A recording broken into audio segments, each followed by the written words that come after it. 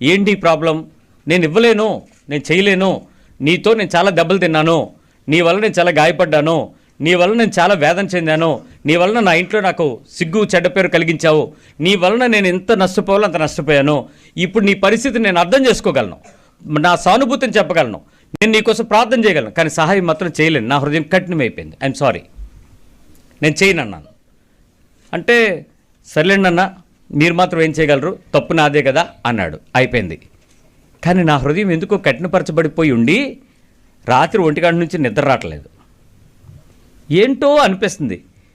ఇప్పుడు ప్రాబ్లంలో ఉండే సమయంలో నువ్వు సహాయం చేయకుండా వాడు చేసిన కష్టాలన్నీ లిస్ట్ ఎదురుగా పెట్టుకుని ఇప్పుడు నువ్వు ఆగిపోయి నిద్రపోతే నేనేం చేయను, దేవుడు నిన్నేం చేయను, కానీ నువ్వు చెయ్యగలిగిన సహాయం చేయగలిగి ఉండి చెయ్యకపోతే పాపం కదా అంటే మరి ఇప్పటివరకు ఆడు నాకేం చేశాడు, సమాధానాలు బాగానే ఉంటాయి నా దగ్గర. మీకు లేవా అలాంటి రీజన్స్? మీకు ఉండవా? చాలా లాజిక్స్ మాట్లాడతారు, మీకు ఏకంగా రుజువులు డేట్లు స్టాంపులతో సహా బయటకు వస్తాయి. నేను దబాయించేసాను, పడుకుని పోయాను, నిద్ర వచ్చేసింది. ఎందుకంటే అలాంటి టైంలో కోపంతో కూడా నిద్ర వస్తుంది మీకు.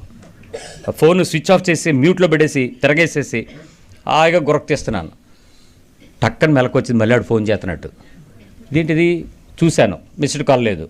ప్రభువా నువ్వు నాకేమైనా చెప్పాలనుకుంటున్నావా అంటే, ఇప్పుడు వాడు బలహీన సమయంలో ఉన్నాడు, ఇప్పుడు నువ్వు క్రియ చెయ్యాలి. వాడు చేశాడని నువ్వు చేస్తే నీకు వాడికి తేడా ఏంటి?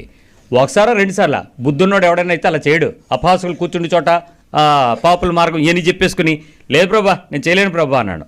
నేను ఎప్పుడైనా అలా నిరాకరించానా అని? మరి నువ్వు నీతో లింక్ ఎట్టుకో, నేను మనిషిని, నువ్వు దేవుడివి, మనం చెప్పే ఇదే కదా కారణాలు. కానీ నీలో ఉన్నది నా శరీరం, నీలో ఉన్నది నా రక్తం, నీ మనస్సాక్షిని నువ్వు ఎలా ఉన్నావు చూసుకో.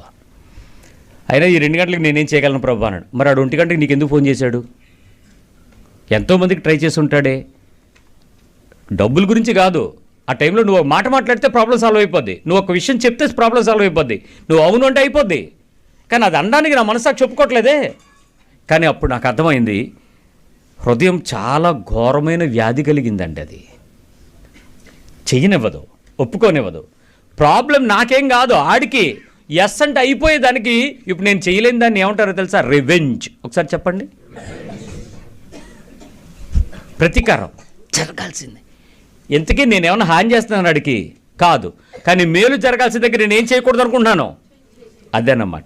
ఎవరు ఉన్నారా నాలంటి వాళ్ళు ఇక్కడ? ఈ వచ్చిన దగ్గర నువ్వు దొరికిపోతావు.